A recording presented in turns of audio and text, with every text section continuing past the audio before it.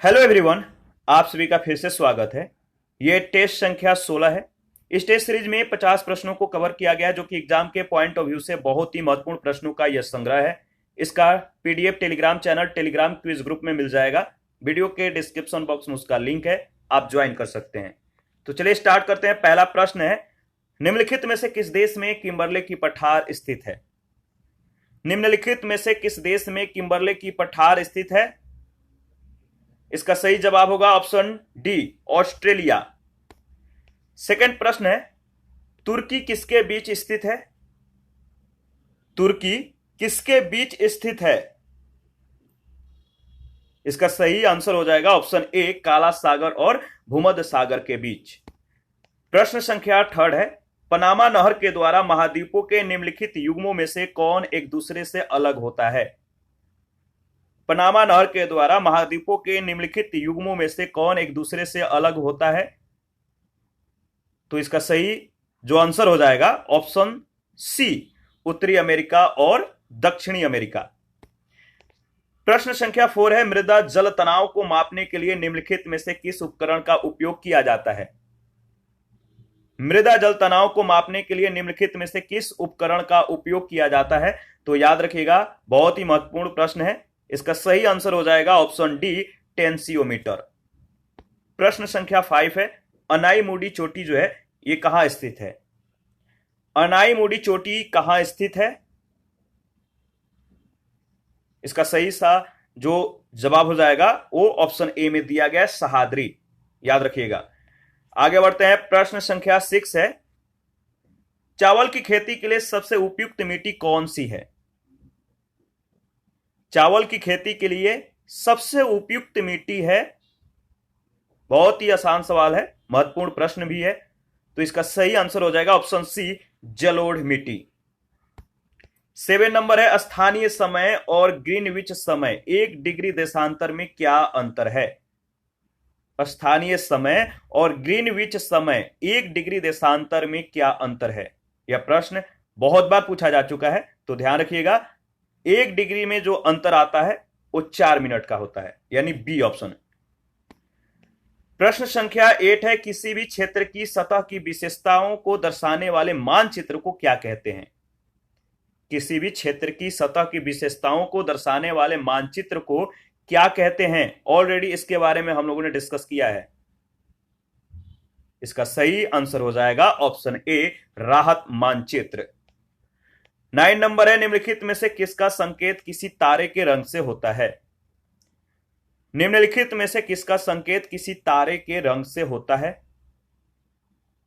इसका correct option है option C, तापमान। प्रश्न संख्या 10 है, निम्नलिखित में से कौन समुद्री लवणता को प्रभावित करता है? निम्नलिखित में से कौन समुद्री लवणता को प्रभावित करता है? याद रखिएगा, सही आंसर हो जाएगा ऑप्शन बी, पवन। प्रश्न संख्या 11 है, निम्नलिखित में से किस स्थान पर रेल पहिया कारखाना है?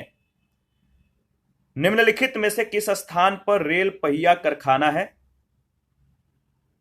तो देखिए, इसका सही आंसर हो जाएगा बेंगलुरु, ऑप्शन सी। 12 नंबर है, सरगासो सागर किस महासागर में स्थित है? सरगासो सागर किस महासागर में स्थित है? तो याद रखिएगा, अटलांटिक महासागर में, ऑप्शन ए बिल्कुल सही ऑप्शन है। 13 नंबर, भारत और पाकिस्तान के बीच में गुजरात तट से दूर स्थित विवादित तटीय क्षेत्र का क्या नाम है? भारत और पाकिस्तान के बीच में गुजरात तट से दूर स्थित विवादित तटीय क्षेत्र का नाम है सर क्रिक, ऑप्शन बी बिल्कुल सही ऑप्शन है। 14 नंबर, निम्नलिखित में से किसे सह्याद्री पर्वत के नाम से जाना जाता है? निम्नलिखित में से किसे सह्याद्री पर्वत के नाम से जाना जाता है? तो देखिए, इसका सही आंसर हो जाएगा ऑप्शन बी, पश्चिमी घाट। आगे बढ़ते हैं। प्रश्न संख्या 15, रवांडा की राजधानी क्या है? बहुत ही सिंपल क्वेश्चन है। इसका सही जवाब क्या होगा आप बताइए, कमेंट कीजिए। रवांडा की राजधानी क्या है? तो याद रखिएगा, किगाली है। 16 नंबर है, प्रश्न संख्या 16 में पूछा गया, सिक्किम से गुजरने वाला अक्षांश भी किस राज्य से होकर गुजरता है? जो अक्षांश सिक्किम से होकर गुजरता है, आपको बताना है इन 4 ऑप्शन में से किस राज्य से भी होकर गुजरता है। तो याद रखिएगा, जो अक्षांश सिक्किम से होकर गुजरता है वो राजस्थान से भी होकर गुजरता है, यानी B option. 17 number, Raisina Hills कौन सी है? रायसीना हिल्स कौन सी है? तो देखिए इसका सही आंसर हो जाएगा ऑप्शन ए, जहां राष्ट्रपति भवन स्थित है। रायसीना हिल्स पर ही राष्ट्रपति भवन स्थित है, याद रखिएगा। प्रश्न संख्या 18 है, उत्तर पूर्वी भारत में कौन सी नदी देश से बाहर बहती है? उत्तर पूर्वी भारत में कौन सी नदी देश से बाहर बहती है, इंडिया से बाहर बहती है? इसका सही आंसर हो जाएगा ऑप्शन ए, ब्रह्मपुत्र। आगे बढ़ते हैं, 19 नंबर, लाल मिट्टी का लाल रंग किसके कारण होता है? लाल मिट्टी जो है इसका रंग लाल क्यों होता है, किस कारण होता है? तो देखिए लाल मिट्टी का जो रंग लाल होता है किसके कारण होता है? तो इसका सही जवाब है आयरन के कारण, ऑप्शन सी, लोहा, जो कि याद रखना आपको, बहुत ही महत्वपूर्ण प्रश्न है। प्रश्न संख्या 20 है, शुद्ध राष्ट्रीय उत्पाद कारक लागत है एनएनपी, शुद्ध राष्ट्रीय उत्पाद कारक लागत है। इसका सही आंसर क्या हो जाएगा? तो बहुत ही महत्वपूर्ण प्रश्न है, ध्यान रखिएगा। जो शुद्ध राष्ट्रीय उत्पाद कारक लागत है राष्ट्रीय आय के बराबर, यानी डी ऑप्शन इसका बिल्कुल सही आंसर हो जाएगा। प्रश्न संख्या 21 है, निम्नलिखित में से कौन सा कर ग्राम पंचायतों के द्वारा लगाया जाता है? निम्नलिखित में से कौन सा कर ग्राम पंचायतों के द्वारा लगाया जाता है? तो याद रखिएगा, बहुत ही महत्वपूर्ण प्रश्न है और इस तरह के प्रश्न बहुत बार पूछे जा रहे हैं। तो ग्राम पंचायत के द्वारा जो कर लगाया जाता है, जो ऑप्शन में दिया गया है, वो होगा आपका सी ऑप्शन, स्थानीय मेलों पर कर ग्राम पंचायत के द्वारा लगाया जाता है। प्रश्न संख्या 22 है, कृषि गतिविधियां इनमें से किस क्षेत्र से संबंधित है? 4 ऑप्शन है, आप बताइए कृषि गतिविधियां किस क्षेत्र से संबंधित है? तो देखिए इसका सही आंसर हो जाएगा प्राथमिक क्षेत्र से। जो कृषि गतिविधियां होती हैं ये प्राथमिक क्षेत्र से संबंधित हैं। 23 नंबर है, भारत में हरित क्रांति के जनक कौन हैं? बताइए, भारत में हरित क्रांति के जनक कौन है? यह जो सवाल है बहुत ही आसान सा है और इसका जवाब आप दे सकते हैं, कमेंट करके बताइए। आप लोग कमेंट बहुत कम करते हैं, प्लीज कमेंट कीजिए। भारत में हरित क्रांति के जनक कौन हैं? याद रखिएगा एमएस स्वामीनाथन, यानी इसका जो सही आंसर हो जाएगा ऑप्शन बी। 24 नंबर है, भारत में निम्नलिखित में से किस पंचवर्षीय योजना को टिकाऊपन पर ध्यान देने के साथ शुरू किया गया था? भारत में निम्नलिखित में से किस पंचवर्षीय योजना को टिकाऊपन पर ध्यान देने के साथ शुरू किया गया था? तो इसका सही आंसर हो जाएगा 12वीं पंचवर्षीय योजना, ठीक है, सस्टेनेबल डेवलपमेंट। तो ध्यान रखिएगा। आगे बढ़ते हैं, प्रश्न संख्या 25 है, केंद्र सरकार के स्मार्ट सिटी विकास कार्यक्रम के तहत उत्तर प्रदेश के निम्नलिखित में से किस शहर को विकास के लिए नहीं चुना गया है? केंद्र सरकार के स्मार्ट सिटी विकास कार्यक्रम के तहत उत्तर प्रदेश के निम्नलिखित में से किस शहर को विकास के लिए नहीं चुना गया है? तो इसका सही आंसर हो जाएगा ऑप्शन सी, गाजियाबाद। 26 नंबर है, निम्नलिखित लोहा और इस्पात संयंत्र में से किस संयंत्र की स्थापना यूनाइटेड किंगडम के सहयोग से किया गया है? निम्नलिखित लोहा और इस्पात संयंत्रों में से किस संयंत्र की स्थापना यूनाइटेड किंगडम के सहयोग से किया गया है? बहुत ही महत्वपूर्ण प्रश्न है और यह प्रश्न बहुत बार पूछा जा चुका है, तो ध्यान रखिएगा। सही जवाब है इसका, वह है आपका सी ऑप्शन, दुर्गापुर। 27 नंबर है, भारत में राष्ट्रीय पशुधन मिशन किस वर्ष शुरू हुआ? भारत में राष्ट्रीय पशुधन मिशन किस वर्ष शुरू हुआ?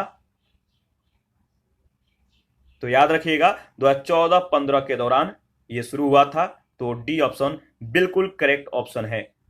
28 नंबर है, नाबार्ड की स्थापना किस वर्ष की गई थी?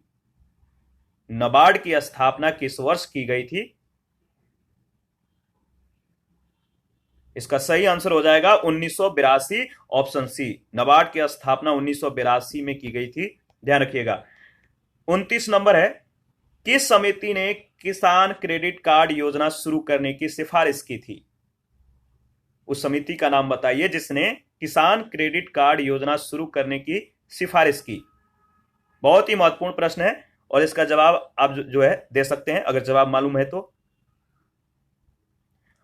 देखिए, किसान क्रेडिट कार्ड योजना शुरू करने की सिफारिश जो है किस समिति ने की थी? आर.वी. गुप्ता समिति ने। आर.वी. गुप्ता समिति, इसका सही आंसर हो जाएगा ऑप्शन सी।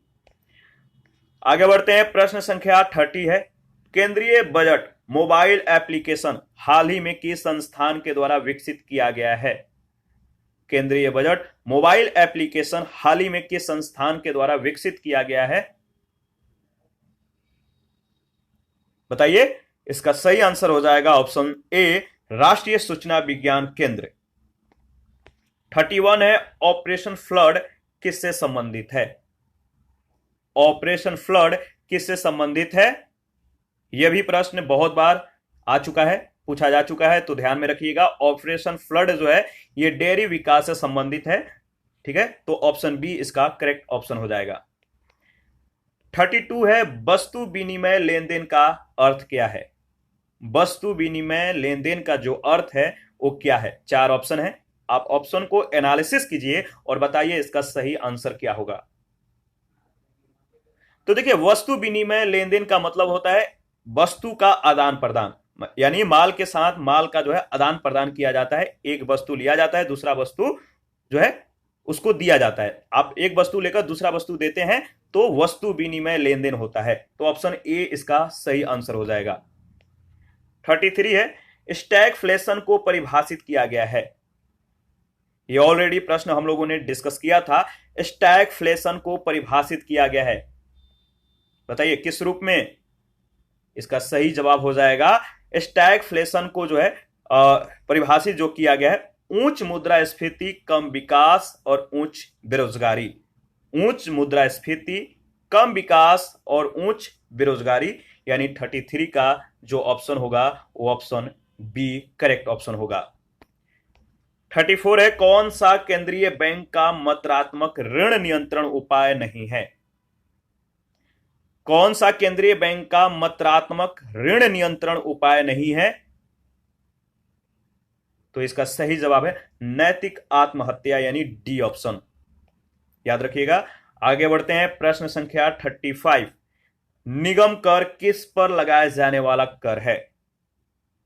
निगम कर किस पर लगाए जाने वाला कर है? तो इसका सही जवाब हो जाएगा कंपनियों की शुद्ध आय पर। निगम कर जो होता है किस पर लगाया जाने वाला कर होता है? तो कंपनियों की जो शुद्ध आय होता है उस पर लगाया जाता है, तो ऑप्शन ए इसका सही आंसर हो जाएगा। 36 है, एफडीआई का पूर्ण रूप क्या है? यह प्रश्न ऑलरेडी बहुत बार पूछा जा चुका है, तो एफडीआई का पूर्ण रूप क्या है?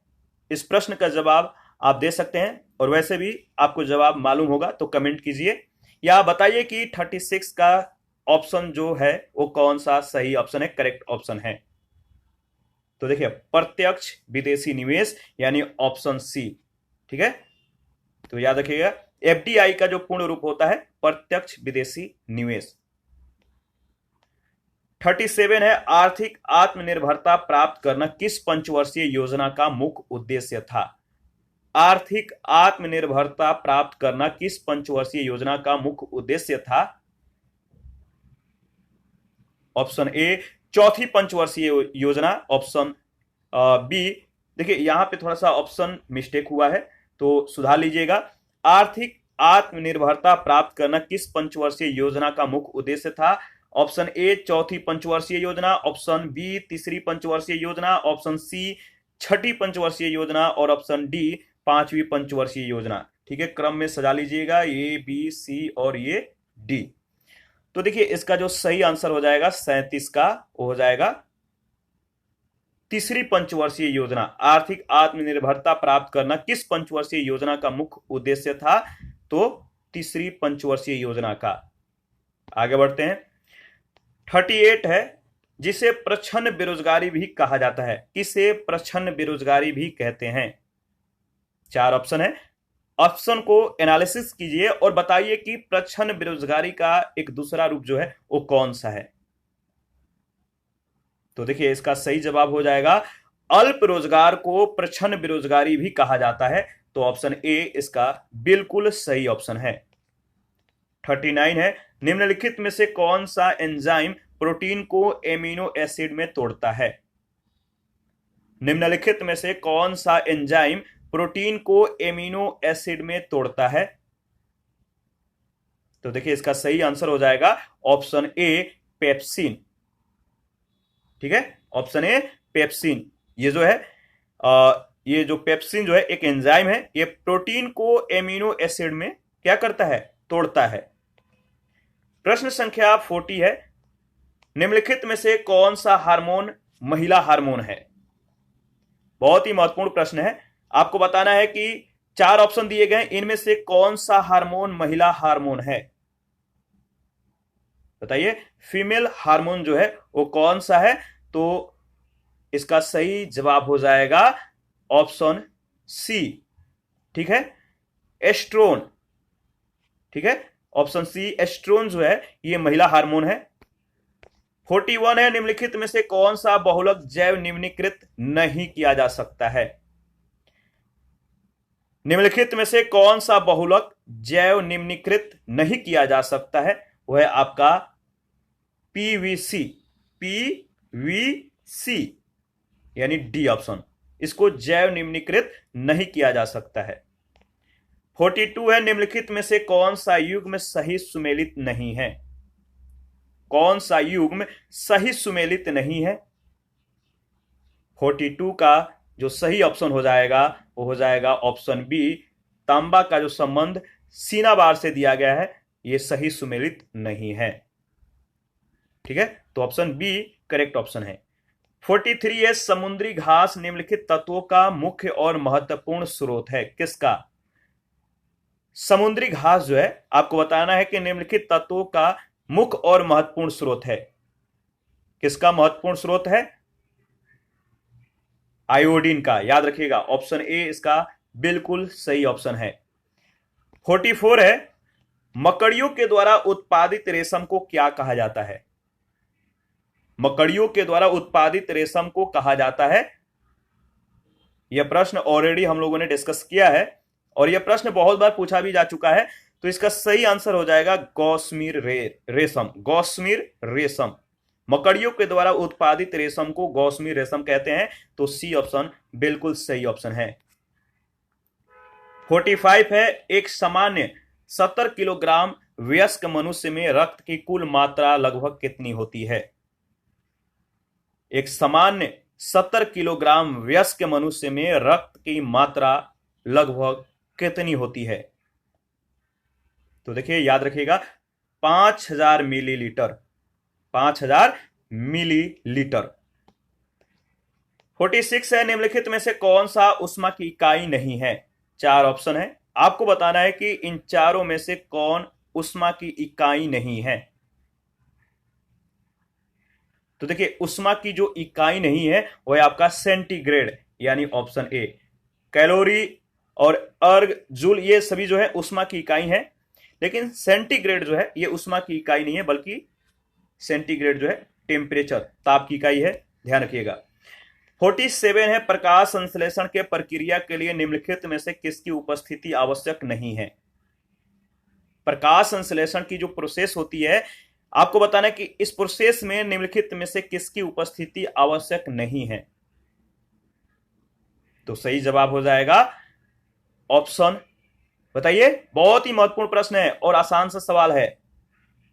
इसका सही आंसर हो जाएगा option D, CO2 carbon dioxide. 48 है, ताप के निम्नलिखित में से किस पैमाने में ऋणात्मक मान नहीं होता है? ताप के निम्नलिखित में से किस पैमाने में ऋणात्मक मान नहीं होता है? तो देखिए इसका सही जवाब हो जाएगा, बताइए, ताप के निम्नलिखित में से किस पैमाने में ऋणात्मक मान नहीं होता है? तो सही आंसर हो जाएगा केल्विन, ऑप्शन सी। 49, दांत और हड्डियां किससे शक्ति और कठोरता प्राप्त करते हैं? दांत और हड्डियां जो है किससे अधिक मजबूत होते हैं? मतलब कह सकते हैं कि ये अत्यधिक कठोर और मजबूत बनते हैं। तो सही जवाब हो जाएगा 49 का ऑप्शन ए, कैल्शियम। कैल्शियम के उपस्थिति में दांत और हड्डियां बहुत ही शक्तिशाली और कठोर मजबूत हो जाते हैं। तो कैल्शियम की कमी से क्या होता है? दंत क्षय होता है, हड्डियां कमजोर हो जाती हैं। तो ध्यान रखिएगा। प्रश्न संख्या 50 और इस टेस्ट का लास्ट क्वेश्चन है। तो आपको बताना है कि मनुष्य में हृदय 1 मिनट में लगभग कितनी बार धड़कता है? जो मनुष्य का हृदय है, हार्ट है, वो 1 मिनट में लगभग कितनी बार पंप करता है, धड़कता है? यह प्रश्न ऑलरेडी बहुत बार पूछा जा चुका है और आपको ध्यान में रखना है। अगर जवाब मालूम है तो कमेंट कर सकते हैं। मनुष्य का जो हृदय है, जो हार्ट है, 1 मिनट में लगभग ये 72 बार पंप करता है, यानी सी ऑप्शन इसका बिल्कुल सही ऑप्शन हो जाएगा।